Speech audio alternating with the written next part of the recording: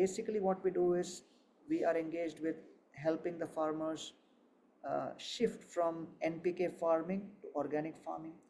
So we help them in rural development, we help in skill development, we help in women empowerment, we help in watershed management, we help them in selling their products back in the city by creating market linkages, and we also help collaborate between the government and the tribal communities by interfacing in various ways. So overall, the social impact which we do is very powerful, and these are the three elements which we are involved in: spiritual impact, sustainable impact, and social impact. So we call it S3 impact.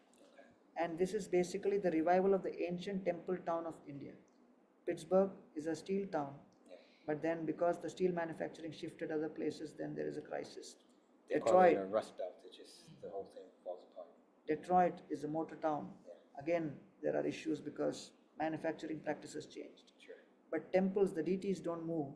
So then, around the temple, not only is the spiritual quotient high, but also with respect to education, character, habits, and other kinds of criteria which have been researched and documented. There are much improved dynamics around a temple town.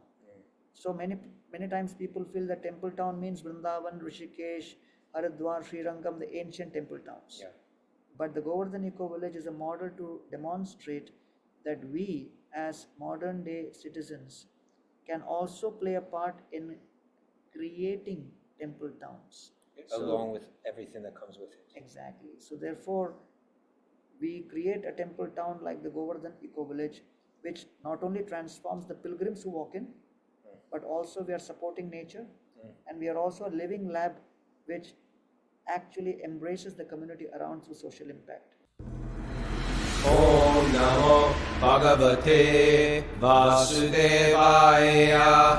Om Namo Bhagavate Vasudevaya. Om Namo Bhagavate Vasudevaya.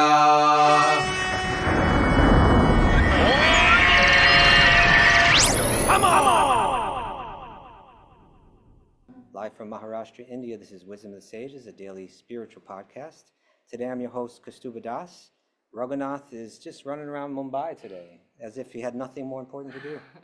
But he was dropping his son Tarun off at the airport, and he'll be back on Monday. Tuesday. Right? I'm sorry, on Tuesday. We'll take tomorrow off, and that'll be in the announcements.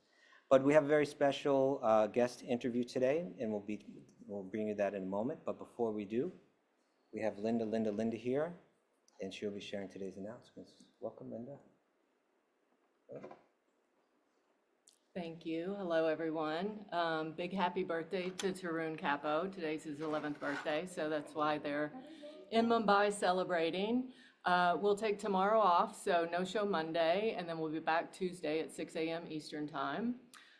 And then great news, the ebook edition of Punk to Monk has been chosen by Amazon for a 24-hour Kindle Gold Box promotional campaign. So today only, Sunday, January 19th, you can buy Punk to Monk ebook for $4.99. So we'll put the links in the show notes. Go to Amazon, Kindle, and get your ebook today. How did that happen? It's incredible. It's the magic of Krishna. And it's a Krishna miracle. Yes. And I'm sure that Radhanath would want me to mention that if you do go to Kindle or something, and if you get one, then double it. I want you to get two.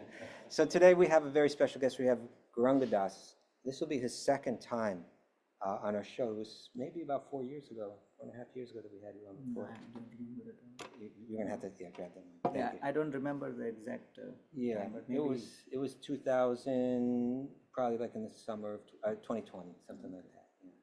But that was a really interesting interview where I had planned to ask you a lot about the Govardhan Eco Village. Gauranga Das is one of the devotees I truly admire.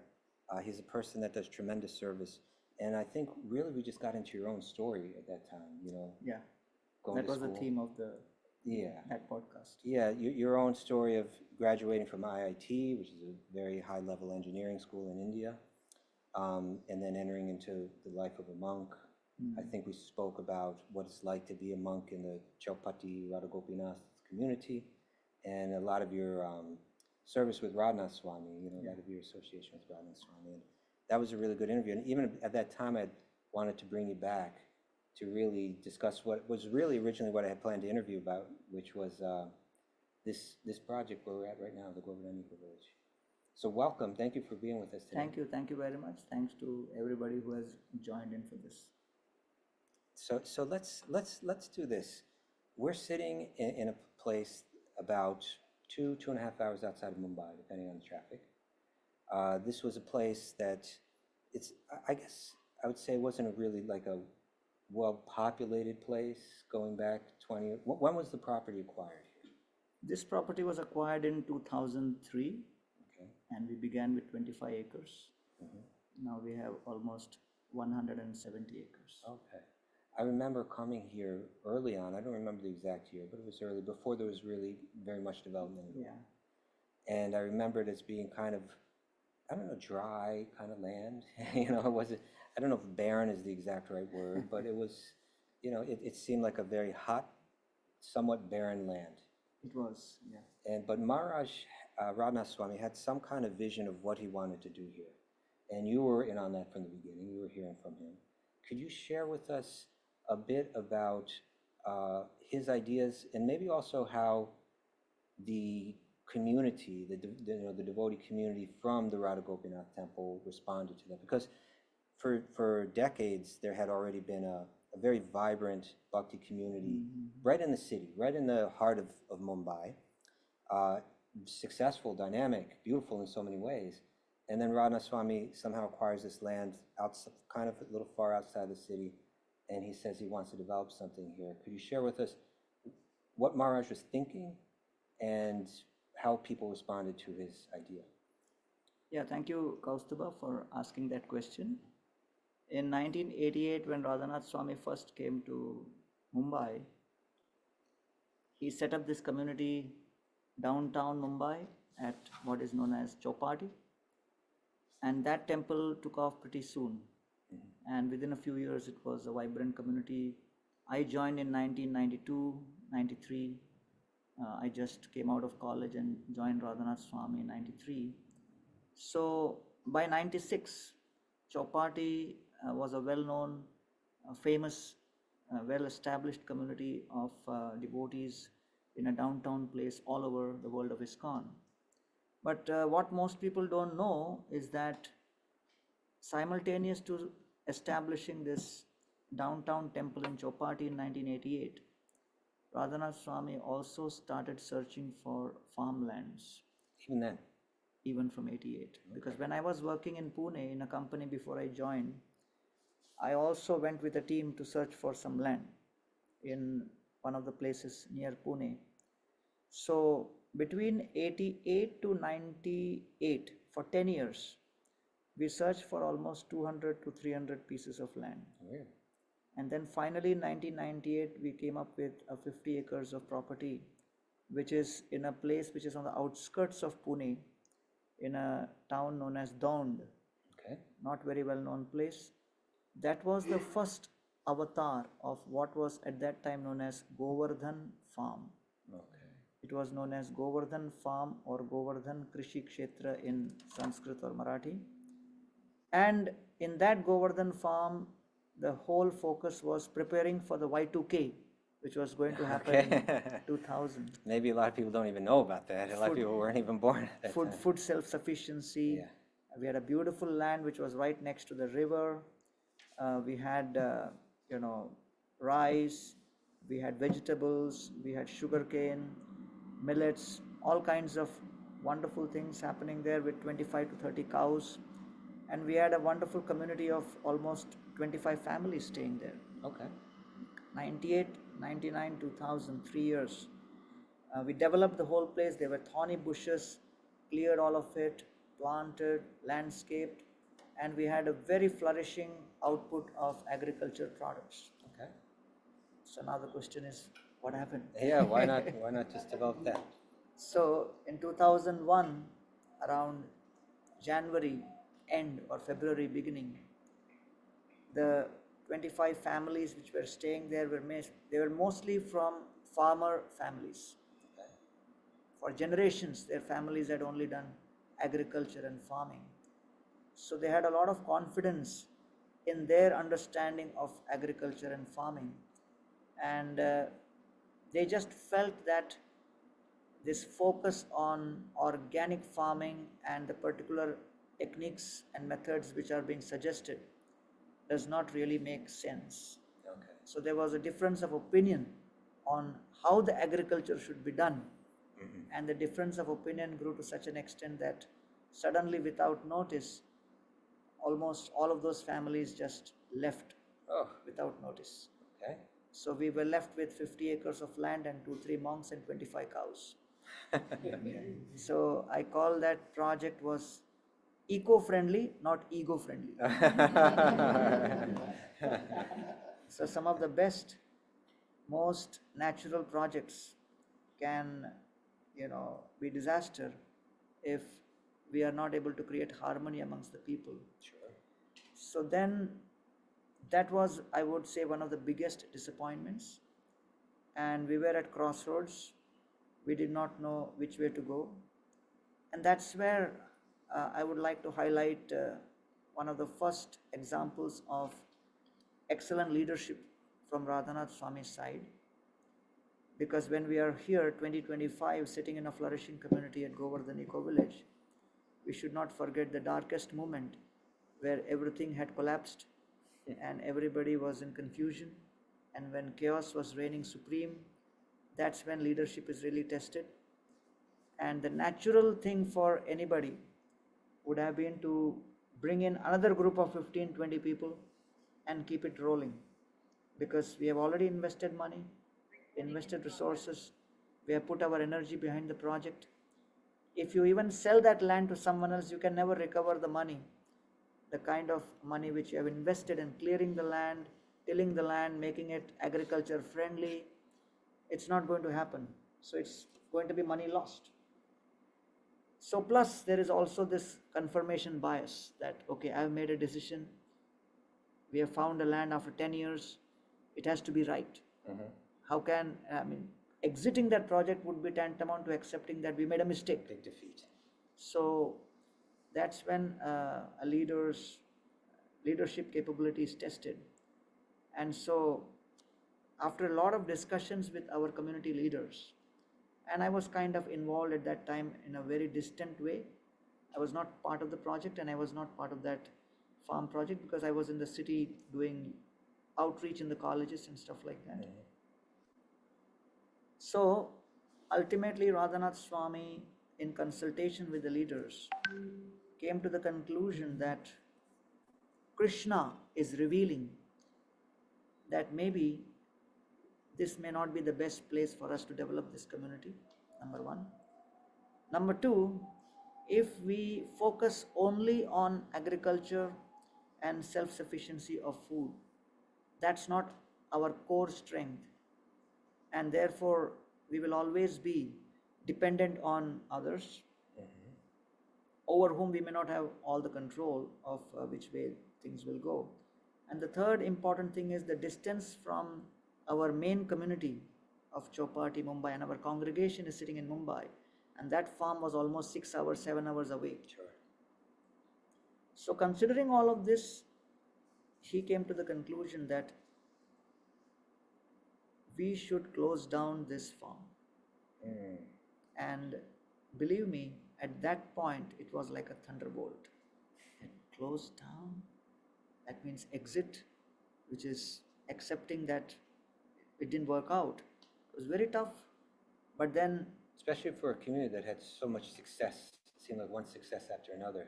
yeah, It's not good for morale to apparently, So- what you would think. I agree with you. And at that point of time, it was his decision with the leadership that this is the way we will go. Let's try to get something in the range of 100 to 130 kilometers from Mumbai. Okay.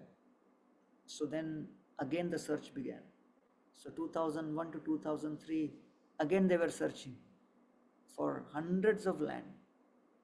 And we found quite a few lands which were in better climate than this place. Like a place called Lonavala, Khandala. These all have pleasant climate all through the year. Yeah, like hill station. Oh, okay. So very good, very pleasant, but the costs were exorbitant and we could not afford. So this was the land which was finally chosen in 2003, and then an initial 25 acres of patch was obtained. And then learning from the previous project, in this project we decided to go slow, which was, not bring in a whole group of farmers from anywhere, but 3 or 4 monks were staying here, 1 or 2 families were staying along with the 25 cows. Those cows were parked in one of our congregation devotees' land in another farm location in Shahpur, which is on the Nasik route, and then they were brought here. Okay. So then that land was sold off, this land was purchased, the cows were brought in, and there was just one building, which is now demolished, so you can't even see what was the original building like. And the only other thing which is common is the Ganesh Ji Murti, the deity of Lord Ganesh at the entrance. So the deity of Lord Ganesh was there right at the beginning. And then once, our devotees came through, then they focused on only 2 things. First is doing agriculture in a very small way with whatever they could manage, and cultivating the nearby farmers by teaching them Bhagavad Gita and bringing them into the fold of understanding what we are and things like that. So it was like more reaching out to Right from the beginning, there's some outreach to the local people. That was the very important shift compared to the before. Now, how did the cows feel about the shift? Did you discuss it with them? Maybe you should invite them the next time. Okay. Let's hear from them. Now, They have not given me the power of attorney to represent them. But I don't remember exactly what year, but I believe it probably wasn't too long after that Radhanath Swami brought Raghunath and myself here. Probably. And I remember the original building, and there was kind of a temple on top, which was just basically a roof. It was maybe a kind of it was on the roof of a building, and it didn't even have walls on the top. Yeah, it was kind of maybe 2005-06. Okay, around then, and a very small little goshala for the cows. Correct. And then Radhanath Swami took us walking on some of the land. I don't remember exactly what land it was. And he had an enthusiasm in him and a vision. And so we were looking at it and say, it's not, we're not too excited looking at this place, but we're excited. We knew we have faith in him, that he kind of said, what we'll do is you two will bring people from the West here. You'll bring groups of people from the West, and we'll show them like the real India, like the real yoga, the real Indian yoga. We're like, okay, Mark. But we couldn't really see how it was going to happen. I can say one thing, that you were initiated into that vision much before me. Okay. Right. At least he could convince you to come for a tour then. He couldn't convince me even to come for a tour here. Okay. So what I would like to understand is, what was he telling people like yourself and the other monks, the other brahmacharis? How was he sharing his vision to all of you? Yeah, just to give you a social context, that typically 70% of India lives in the villages. We have 650,000 villages, so total 1.4 billion population. So even with such big, huge cities, still the But once though, population. like for me, I always grew up in a city, and then joined ISKCON in a city in Mumbai, in downtown. So even when all this farm thing was going on, most of our brahmacharis are from city background. Sure. Practically everybody. Yeah. So we did not have any enthusiasm for any kind of rural setup. Yeah. And right from the beginning, we would only refer to the farm when any brahmachari would try to misbehave, and we would warn him. Okay. Behave yourself, otherwise You may go to the we'll send you to the Govardhan farm. So honestly, 4 or 5 brahmacharis were really aligned with the vision of the farm right from the beginning, and they had a natural connect with agrarian community, with cows and things like that. And most just felt that, okay, that's a project which Radhanath Swami wants, and he has found his 4 or 5 people who are also happy. And we'll do what we're doing, they can try to Yeah, develop yeah. that. So they are happy with the village, they don't like the city. We are happy with the city, we don't like the village, and we live happily ever after. Okay. So we just thought things will go on like that. So that is how it began, and till 2009, I really felt that there is some vision which is going on right from the time of the other project, and it's a group which is still experimenting. So Right. good luck to them. Okay, so that was a good 5, 6, 7 years you were thinking like that. Yeah, because I never thought I had anything to do with this project. Okay. I could not imagine myself in a farm at all. Okay, because I had in my mind, Maharaj must have been speaking to you and others like, this is what we're going to do. We're going to bring in, As you know, Maharaj is pretty perceptive and intelligent. yeah. So he knows, who can handle what. Okay, and when. And unless it's really an emergency, he will not bring a topic which he knows somebody does not appreciate. Okay. So plus I was quite active in the outreach in the colleges. Yeah, plenty So of good engagement. only one thing where I got involved in this project in 2005 was I've been serving very closely with Radhanath Swami from 93, 94 onwards, from the time Yes. I got connected, right from youth outreach and some of the other things. So 2001 to 2006 period, I was actively serving very close with him on helping organize the Chopati temple better. Okay. That included improving the working of the various departments and also the construction at Chopati. So, that was a period where we were closely interacting on developing ISKCON Chopati as a temple and an excellent cultural center which the whole world could come and see. And in many ways, it really excelled in that, in many ways, in terms of the outreach that you're all doing, you're reaching very widely, and both wide but also high. You're really going into the universities and connecting with a lot of important people, Right. which led to the development of our own hospital, Bhakti Hospital, a lot of other satellite projects.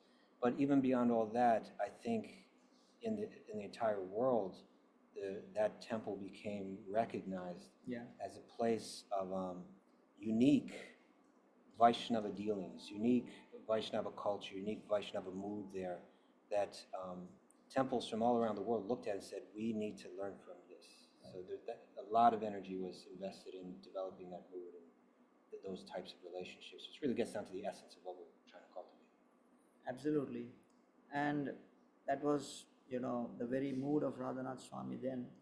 And he just wanted to add to the facilities, because the mood was there by 2000, but a good quality facility was not there because we didn't have the funds. And 2001, 2002 onwards, some of our donors were generous and shared some funds.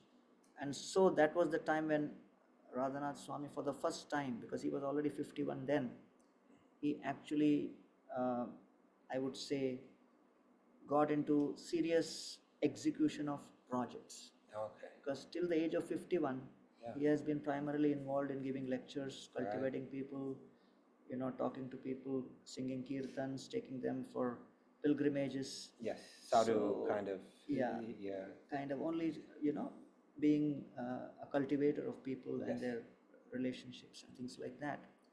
So some serious, That's a very contributions. interesting point, because Yeah. when I think of people that can create large, successful, enduring projects, honestly, there aren't too many. Like most people don't have the capacity for that. Sometimes there's a splash and then something, kind of dwindles really quickly. I think of Radhanath Swami as someone that can do that, but he really wasn't doing it until he was into his 50s. Well, I mean, his focus was on devotee care, relationships. So that was a foundation That for was a priority for him. And they grew out of that. And I started, analyzing this more on my 51st birthday. Okay. Because I'm now 53. So 2 Okay. years ago, I was thinking I'm 51, and what kind of somersaults I've done so far in different fields. And then Radhanath Swami was so steady and only doing this till the age of 51, which required so much of sattva gun, mode of goodness. Yeah. So I was appreciating that, and he got into that because the need of the community was a good quality temple So the temple used to be very dilapidated building, and it was not at all comfortable. So in that 2001 to 2007 period, the temple got renovated. We got extra properties by which other facilities like classrooms could be built. We revamped the facilities for the deities. We made more facilities for the visiting devotees. We renovated the entire temple hall itself and air conditioned it. And during that time, we also made a lot of dioramas to show the exhibits of different pastimes. So that was happening for the Chopati temple. So I was kind of overseeing that under Maharaj's direction, that let us do this, let us do that, and everything. So then he came up with the idea in 2005 that we are doing a lot of these dioramas for Chopati. Why not we also do a set of dioramas for Govardhan farm? Everybody's thinking, I don't know whether it's going to go see them out there, but was it like that? So I was saying that why for Govardhan farm? He said, in future, when we have our Vrindavan forest in the Govardhan farm, all of these dioramas will represent Krishna's pastimes there. And this current artist who's making these dioramas, he's in his late 60s, and he may not live long, and we may not get that quality of the artistic work which this particular artist is doing. So let's get those dioramas for Govardhan farm done now by him, so that it can be used for the Vrindavan forest. So I said, the whole place is a forest there. So where is this Vrindavan? What Vrindavan forest are you talking about? So that was the only conversation I had that time about this place. He hadn't shared the vision that he was going to recreate the forest of Vrindavan with all the temples and all the pastime places. Even if we did, we all have selective hearing. So we only like to hear what we can handle, So he just said, we'll make these dioramas for the Vrindavan forest. I didn't understand what he was talking about. But I told the guys that, okay, you have to now shift here and make those dioramas here. So those artists, they protested. They said, we are already from village in Bengal.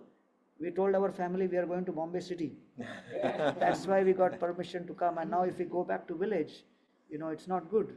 We have come, one of the incentives is to stay in Mumbai as a city. But somehow we convinced them.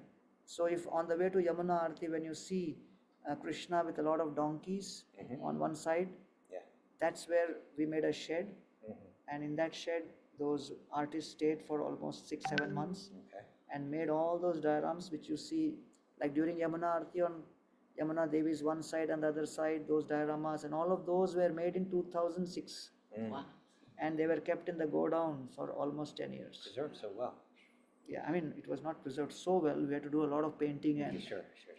cleaning up and everything. But that's the idea. Okay, so one feature of this project is it's this idea of a new Vrindavan, which you even find back in our early, Goswami's texts, that where you can recreate the place of Krishna's pastimes just by the desire of a devotee. And you can experience what it's like to be in Vrindavan. You can almost literally be in Vrindavan by being in a place like that.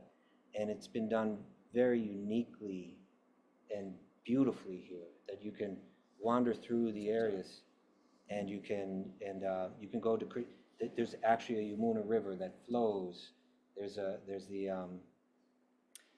Keshi Ghat, and you can, with the same kind of sandstone, same kind of sandstone structures, and we can have Yamuna Aarti every evening, and it's very beautiful, and you can look at the deity and the little temple of Yamuna on the other side of the river, and everybody feels not only like I'm sitting in Vrindavan in a very tangible way, but even like, well, I can only say this because Prabhupada said it, but once Prabhupada said this new Vrindavan is better than the real Vrindavan, because everybody here is just here for Krishna.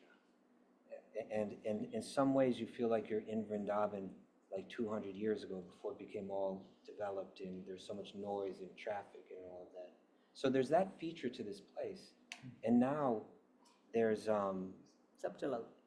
now we see that like on holidays, up to like 15,000 people, 20,000 people or more come from all the local villages, surrounding villages, because they want to come and go to Vrindavan. So there's that. But because we're getting deeper into this I'm just a little worried that we don't it'll need- be we a don't little need the too fan. loud for the recording. Yeah. That's one feature of this place, and there's many features of this place. So before I want to fast forward a little bit, and what I would like to do is, because every time I come here, there's new things going on, and I feel like I can't keep up with it. Like I'm not even aware of all of the things that are going on in relation to this project, that are going on this property, but also expanding from this property into the local villages. Could you kind of give me a rundown of just a list of all the different things, and then maybe we can go deeper into some of them? What's coming out of Govardhan Eco Village? So, I think I want to begin by first giving the connection of how this, when cows were grazing and the four monks were sitting here, Okay. and then suddenly this. So, it's an abrupt jump. Yes. So, that Yeah, happened tied together. 2009 was when, Radhanath Swami in 2004 started 3 projects. First is he wrote his book, The Journey Home. Then he also was very interested to set up a Bhakti center in New York. Yes. And then the third thing was the Govardhan project here. Okay. So all 3 are connected. Yes. And all 3 are connected to spread Krishna consciousness and teach the Bhagavad Gita and the message of the yoga tradition to different parts of the world, and especially when people from the West want to come to India, a place where they could actually connect and experience. So all the 3 are kind of connected. So in 2009 period, Radhanath Swami, he just said that it's time for us to start creating a retreat center. And he shared with us that Srila Prabhupada wanted 5 things for New Vrindavan. The new First, Vrindavan that he had started in the New United Vrindavan. States. Yeah. New Vrindavan in West Virginia. So the 5 things were, first was agriculture, second was cow protection, third was education, fourth was the 12 forests of Vrindavan and the 7 temples, and fifth is like a guest house or retreat center. Okay. So basically, that was the time when he said we should try to create a retreat center. So he was using Prabhupada's vision as a model for this place, even though that was Prabhupada's idea for Yeah. a project he had started in West Virginia. So basically, the idea of Vrindavan or pilgrimage, there is a Sanskrit word for pilgrimage which is known as Tirtha. Tirtha. Tirtha. Tirtha literally means bridge.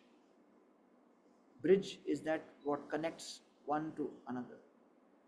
One coast to the other coast is connected with a bridge over the river. So, to take our consciousness from material to the spiritual, you need a bridge. That bridge is known as Tirtha or a holy place. Why do you need holy spaces? So that can act as a bridge to take us from the material consciousness to the spiritual consciousness. So, in the Shastras, it is described that there are 5 types of Vrindavan. Vrindavan in the spiritual world. Second, Vrindavan when Krishna was performing pastimes 5,000 years ago. Third is Vrindavan after Krishna ended his pastimes. That is known as Drishyamana Vrindavan. Only those who are qualified can access that Vrindavan, which is the Vrindavan we see today near Delhi. The fourth is Vrindavan in the heart of the devotees, and the fifth is Vrindavan which is created outside Vrindavan as a replica of Vrindavan. So in that category, there are 10 Vrindavans in history in the last 5,000 years. India has 2 million temples, 70,000 hospitals. Okay. But only 10 Vrindavans have been created in the 5,000 years. So the first one was created by Krishna himself in Dwarka, and the description is in Brihad Bhagavatamrita, 2 chapters. So that in Brihad Bhagavatamrita in Sanskrit is known as Gupta Vrindavan or Nava Vrindavan. Nava Vrindavan translates into English as New Vrindavan. And Gupta translates as That Vrindavan which is hidden. and it is revealed. So basically, many times people may question what is this idea of creating a Vrindavan outside of Vrindavan. So it is from the scripture and from Krishna himself. Second Vrindavan was created by Rup and Sanatan Goswami in Ramakeli in Bengal. Third Vrindavan was created by Srinivas Acharya in a place known as Ban Bishnupur in Bengal. Fourth Vrindavan was created by Rasikananda in a place known as Balasur, which is North Orissa. Fifth Vrindavan was created by Maharaj Jai Singh on the outskirts of the city of Jaipur called Kanaka Vrindavan. Sixth Vrindavan was created by Krishna Premi in Almora in Uttarakhand. It is known as Uttar Vrindavan. Seventh Vrindavan was created by Srila Bhakti Siddhanta Saraswati Thakur, Prabhupada in Mayapur, in Brajapattana, Oh, yeah. and that is, Sri Govardhan is Chaitanya there, Math. Radhakund is there. The eighth Vrindavan was created by His Divine Grace Srila Prabhupada in West Virginia, and it is known as the New Vrindavan.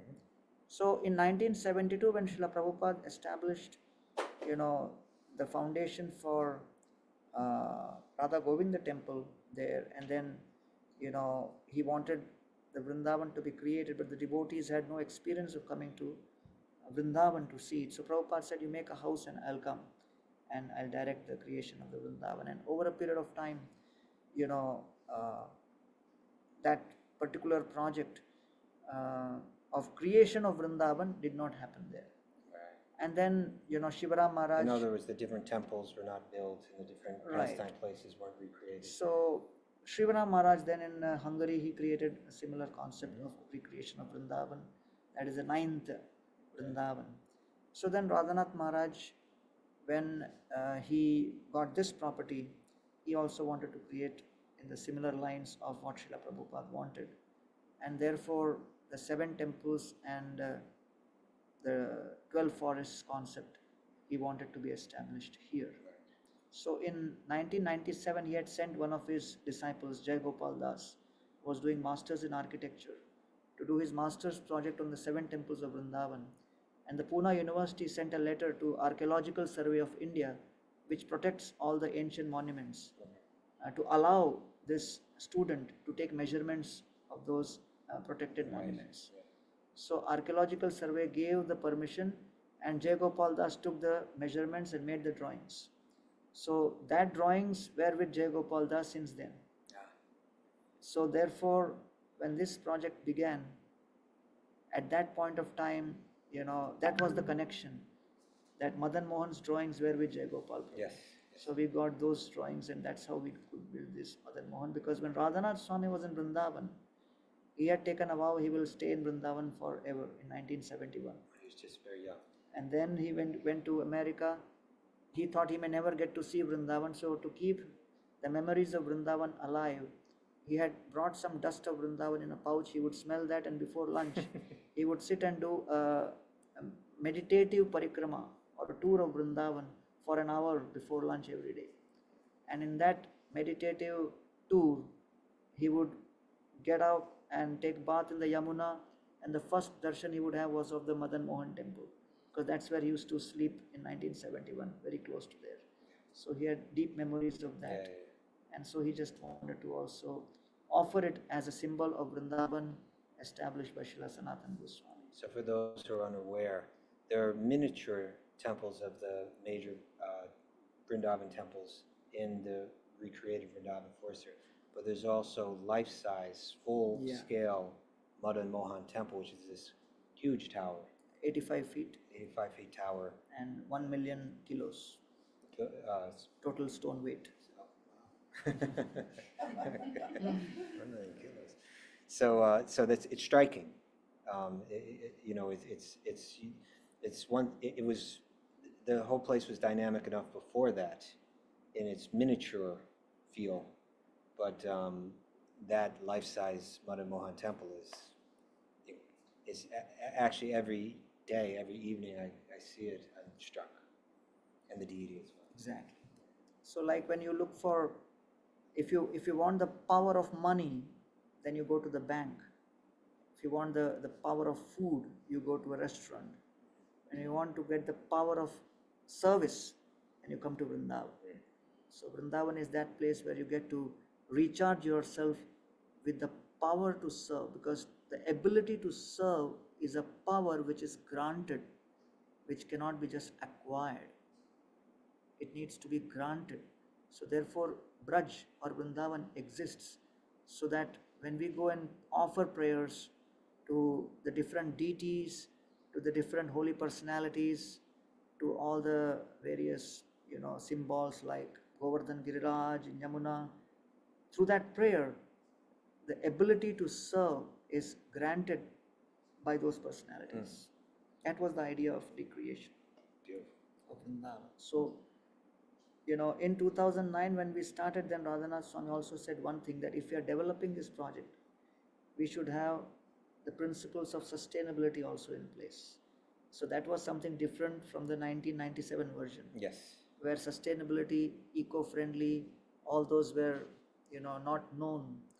So then I was doing some Google search and found this word Eco Village. Okay. So I liked it.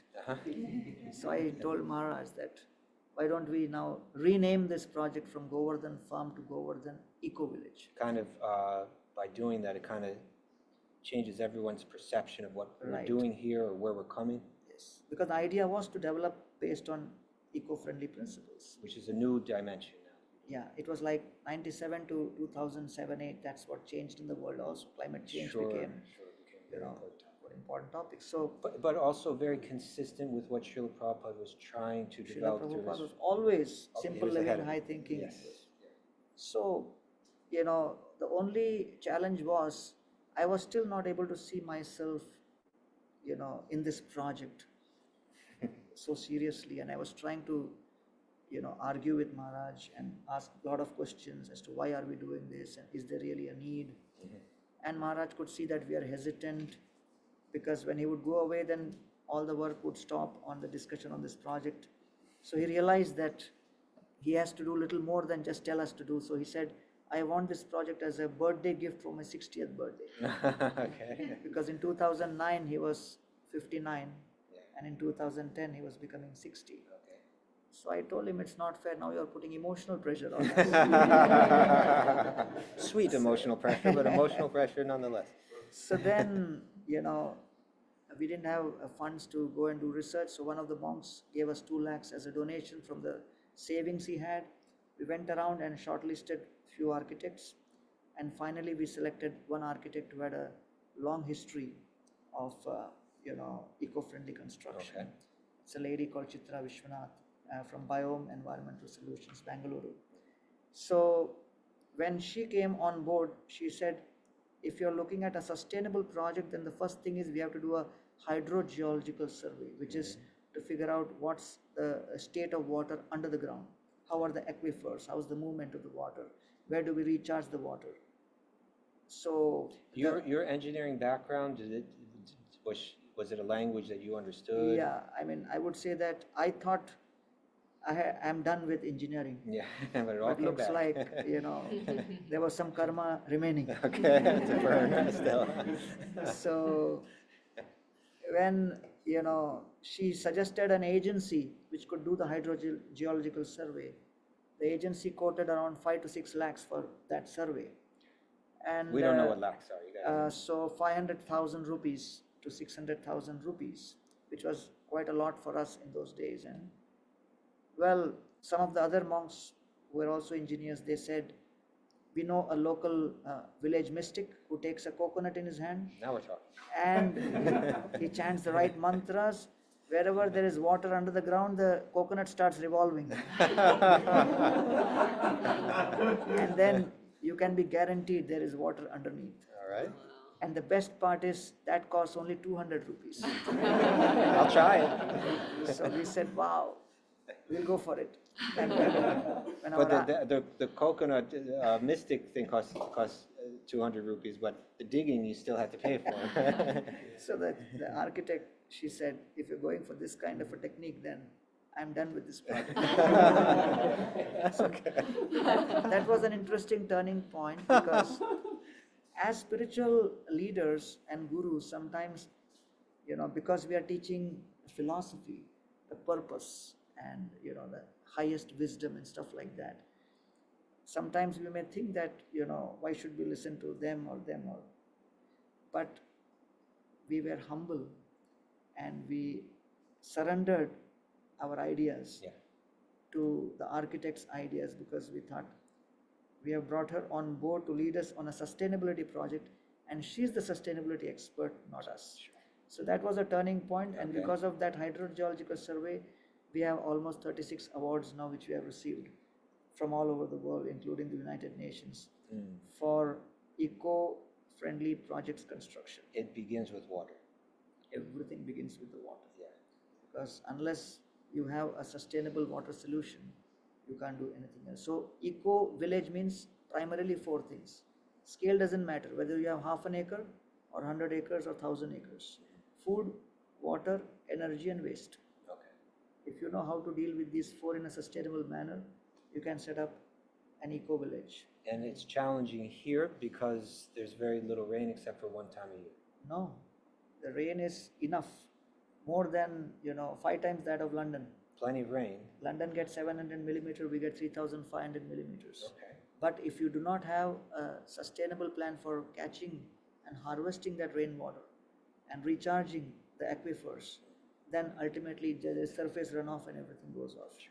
So therefore, that hydrogeological survey helped us identify, if you see 100 million liters of that pond, you must have seen, and there is a whole Reservoir, we would call reservoir, we call it Prem Sarovar, Yeah.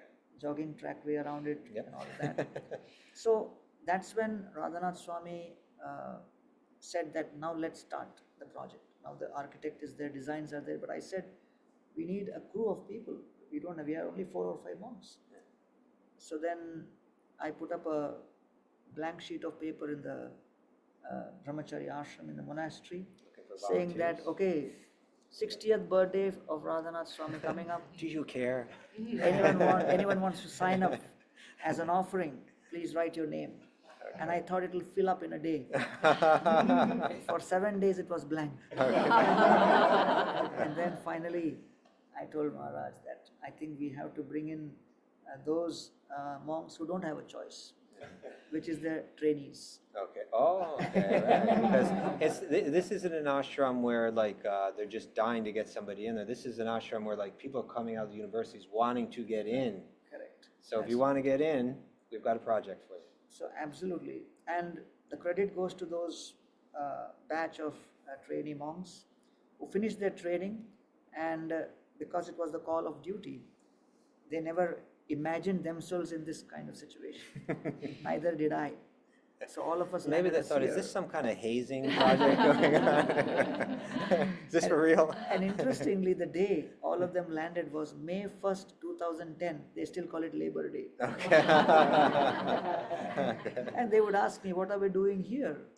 And I was thinking, I'm thinking the same thing. But let's try to put something together. So the only thing which kept us going was, by 2010, I had an 18-year relationship with Radhanath Swami, working closely with him. But those monks were just new, brand new, and they did not have that context, that background. So sometimes translating the vision from what he was wanting to at their level was challenging. Okay. And those initial years were very difficult and challenging. The weather, with the tough conditions here, the lack of resources. But, to the credit of all of them, they really felt that, they need to sacrifice, they need to perform that austerity for doing something which is for a good cause. Sure. And I would say that without that team, this project would not be possible. And Radhanath Swami had said that right now you may not be able to see what we are talking about, but in due course of time, generations of devotees will come and thank all of you for what you have done. And those words kept everybody going. Although at that time we thought, he's saying this to get us to do this.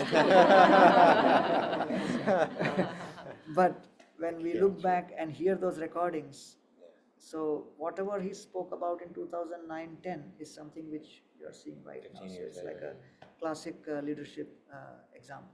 Beautiful. So before we run out of time, could you just give us an overview? Yeah. I know I think any one of the branches that you might branch out on right now we could speak an hour or more on. Yeah. But this, I would like to just hear the scope of everything. Yes. Yeah, I would say that we would need one more episode to describe the details of what is happening. We could do it, Yeah, if you're so- willing. What I'll do right now is give you a context of how a spiritual organization doing some of the things we are doing is very crucial in the world we are living today. Okay. A population of this planet is 8 billion. Only 2 billion of the world has, disposable income. 6 billion of the world's population is either poverty stricken or below poverty line. And the climate change has hit in a big way in the last 20-25 years. And the United Nations established in 2015 the 17 Sustainable Development Goals. In 2017-18, they came up with another vertical which they called as UN Faith for Earth, which basically meant that the UN said that UN is a science and data backed organization, and we can give excellent presentations which is scientifically backed. But all that information is not creating transformation in people's lifestyle and habits. So we, the United Nations, which is core science, hardcore science, we are reaching out to people of religion and requesting the religion and religious leaders to collaborate with the United Nations agenda of arresting climate change and helping us in our mission to overcoming this climate change. And they created a vertical called UN Faith for Earth. And under that, in 2020, they appointed 100 Faith for Earth counselors, which is rabbis, priests, mullahs, the various religious leaders of different religious traditions. Because in today's world, with 31% Christians, 23% Muslims, 15% Hindus, 8.5% Buddhists, religious leaders have tremendous influence over their congregations. So the UN requested these 100 faith counselors that apart from your spiritual sermons, you should also share the message of sustainability. Because all these religious places have high footfall, so messaging in your places of worship centered around enabling a better eco-friendly lifestyle would help spreading the message. And you as religious leaders, when you share the message, people would also take it seriously. So I was one of the 100 who was appointed in 2020 as a Faith for Earth counselor, and today Govardhan Eco Village is accredited to United Nations Environment Program, United Nations Economic and Social Council, United Nations World Tourism Organization, United Nations Biodiversity Council, and United Nations Committee for Combating Desertification. And because of this project and because of the eco-friendly emphasis which Radhanath Swami wanted to give to this project, I got a glimpse of the whole world of sustainability, which the world is engaged with. Otherwise, I would have no exposure to this. Sure. And that was a very interesting dimension. So that's the second dimension, which is spirituality is the first dimension, sustainability is the second dimension. And then the third dimension is Palghar, the district we are in, is one of the poorest districts in whole of India. We have a population of almost 3.5 million, but the per capita here is only $1 a day. And therefore, we wanted that we not only run a spiritual retreat center here, but also have outreach. And so we are working with 500 villages around and helping them with various kinds of methods by which they can improve their socio-economic condition, and the last mile can integrate with the society and help break the cycle of poverty. Of those, you said 500 villages? 500 villages. And the population, if you added it all together? We may be touching around 10,000 Okay. people in all of that put together, in terms of those who are connected with us. Sure. So basically what we do is we are engaged with helping the farmers shift from NPK farming to organic farming.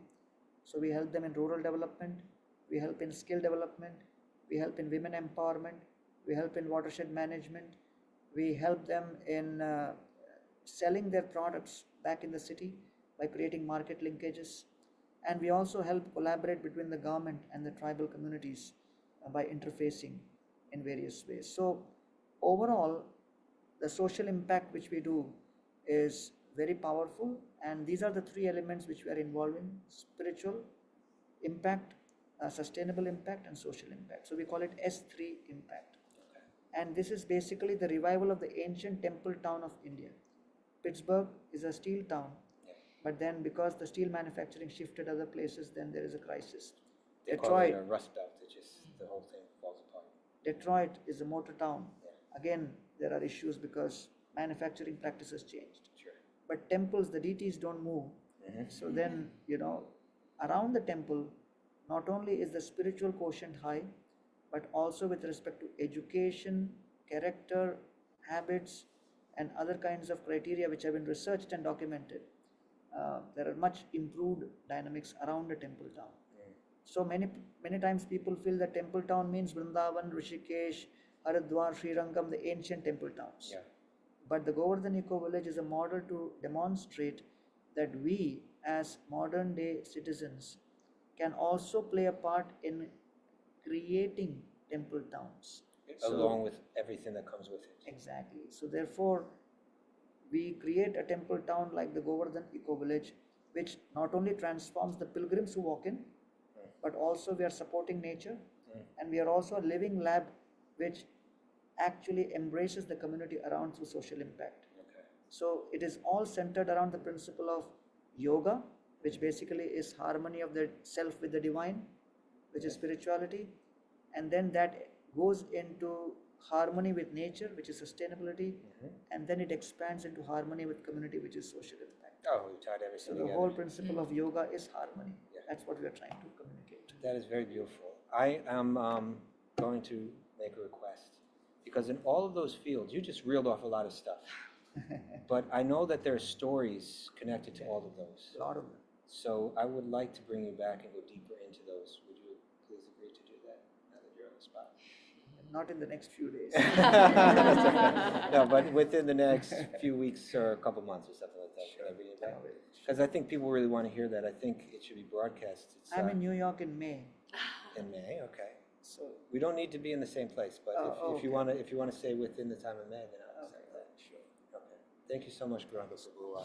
It's just really, it's being here, being part of this is so enlivening, refreshing, encouraging on so many different levels, and we really have to share our gratitude with all of you devotees who sacrificed so much to bring this place together. Thank you for joining us today. And thank you to everyone else out there. Tomorrow's the day off. We'll be back on Tuesday with Radhanath at 6 a.m. Eastern Time. We'll be jumping back into the Bhagavatam. We got to ask you a few Bhagavatam questions too. We got Bali Maharaj is currently all tied up, and we're wondering what's going to happen with him. So for those that don't know, Gauranga Prabhu is a great speaker on Mahabharata and Bhagavatam and all these topics. Multifaceted character. Thank you again. Thank you. Thank you everyone for joining us. And as Radhanath always says, it's a great day for a great day. Let the magic flow.